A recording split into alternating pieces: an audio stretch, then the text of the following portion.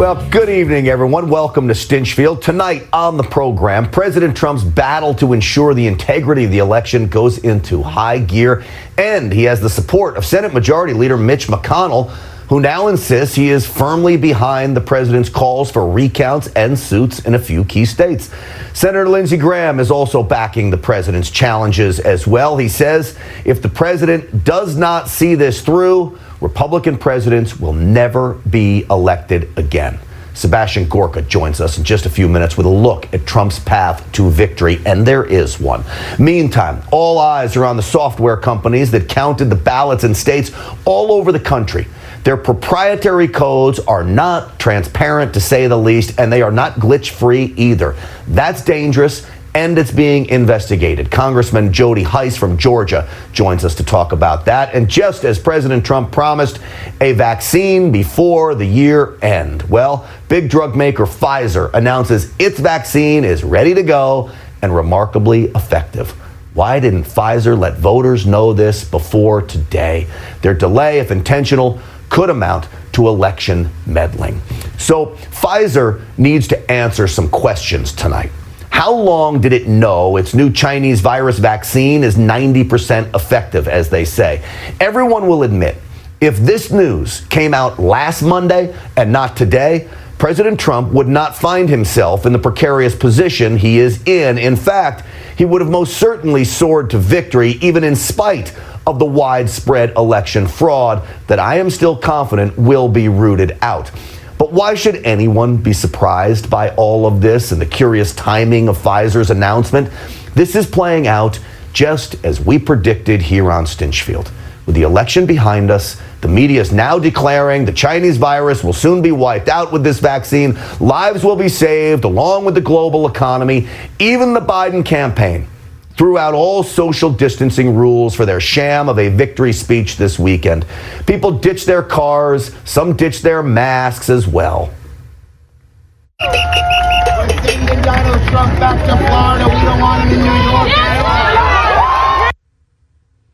Well, of course, that's Senator Chuck Schumer. You see, post-election, all is well, as even Senator Schumer ditches the social distancing recommendations, proving they were never serious about the dangers.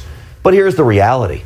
If it were not for President Trump and his determination in pushing Operation Warp Speed on the drug companies, the vaccine would still be months away.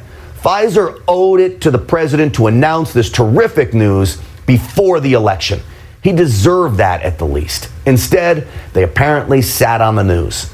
Pfizer's silence helped to sink the president on Election Day. So did Dr. Fauci's along the way as well.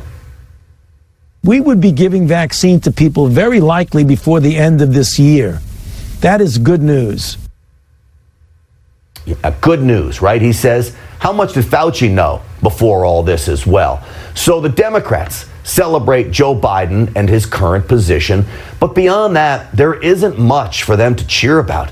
It is the Democrats that are sinking, by the way, and their party is in absolute disarray, and we can thank the president for that, too. The Democrats lost seats in the House of Representatives. They failed to take back the Senate, which means they will have less power in Congress than they do now. Republicans hold the majority in 31 state legislatures. That is important for so many reasons, but maybe the most important being that this is a congressional redistricting year. Republican legislatures will draw the lines that will shape how Congress looks for many years to come.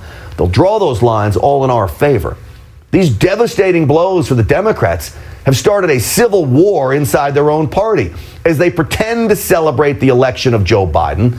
Listen to Democrat Congresswoman Abigail Spanberger scold her colleagues on a House Democratic caucus call just a few days after the election. If we are classifying Tuesday as a success from a congressional standpoint, we need to look at torn apart in 2022. Well, think about it. The Democrats are the party of the defund the police movement. That backfired on them. They are the party of socialism. That backfired on them. And as Spanberger points out, let the inter-party war begin.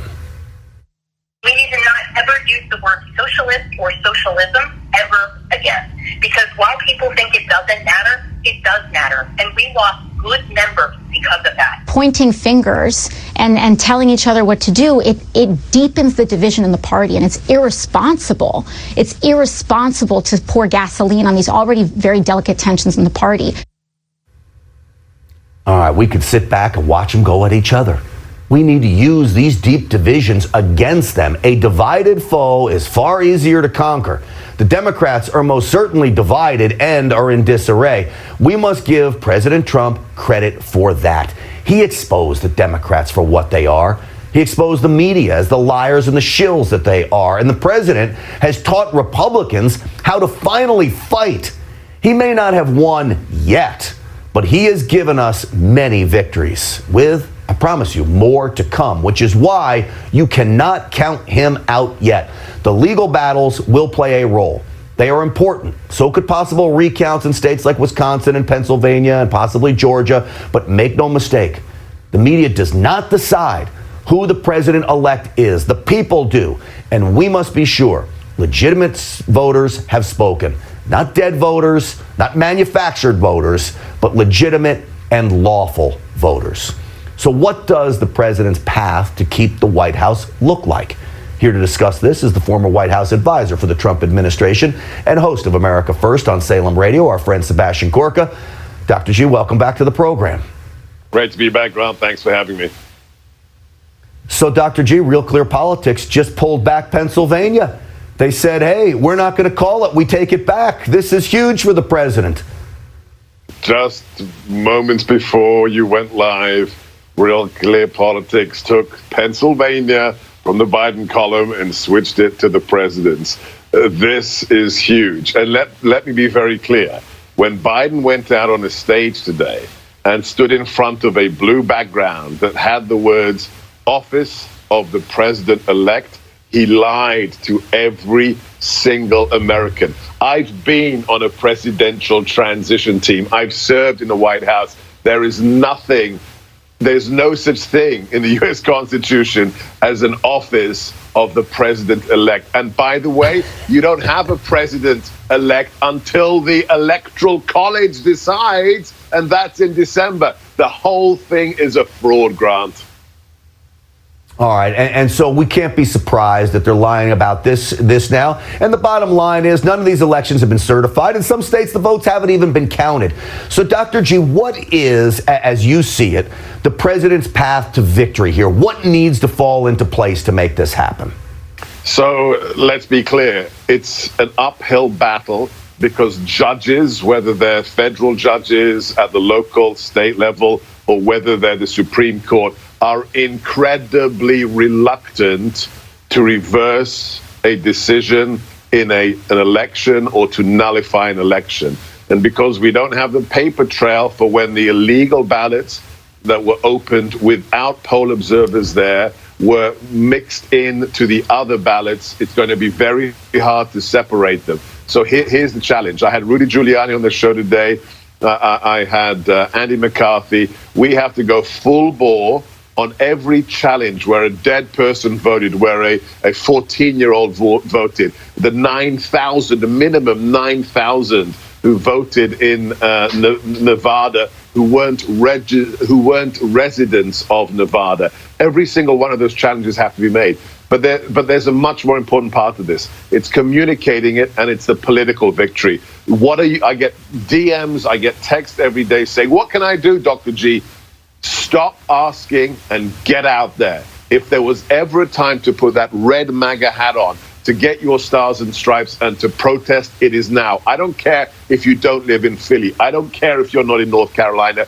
Get on the streets. 71 million Americans chose Donald Trump. That's 8 million more than 4 years ago. Let your voice be heard. 12 o'clock in D.C., there's going to be a 1 million-man march. Get to D.C. Let's put the pressure on. Let's rattle the cages until, Grant, the people who committed the felonies are all the way through the system. Let's rattle the cage. Let's shake the tree until the low-hanging fruit says, I don't want to go to prison for Beijing Biden, and we get some real whistleblowers. So, Seb, I've got limited confidence in the DOJ to do its job and investigate the fraud. Now, Forget the Attorney DOJ. General Barr has said Well, all right, so Attorney General Barr says he's going to let his investigators investigate. So what do? You go to the states to investigate the fraud? Because, you know, we can only do so much here at Newsmax and at your show. Who's going to investigate this stuff? I had Bill Barr's back for the longest time. He has utterly failed us. The guy who said he would clean the Department of Justice didn't give us the report on what happened in the last election, hasn't released anything to do with affidavits or with indictments. He is absent without leave. He is a failure. I don't trust the DOJ. I'm sad to say this. I don't trust the FBI. So I've written a plan for the president. I've given it to the White House. His lawyers, Rudy, his A-team, Ambassador Rick Grinnell, Pam Bondi, Don Jr., they have, Dave Bossy. I'm prepared to help. We have to go out there and fight this for America. Forget the DOJ. It's the most corrupt department out there. We have to protest, get on the streets, and get the A-team to win this for the man who got more votes than any other president in American history, Grant.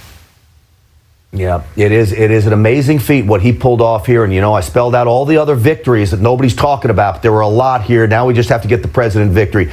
Dr. Gorka, I always got your back. It's great advice, and we've got to get people out there. I'll be pushing that as well on this program. As always, great seeing you, my man. Keep up the fight. Thanks, my friend.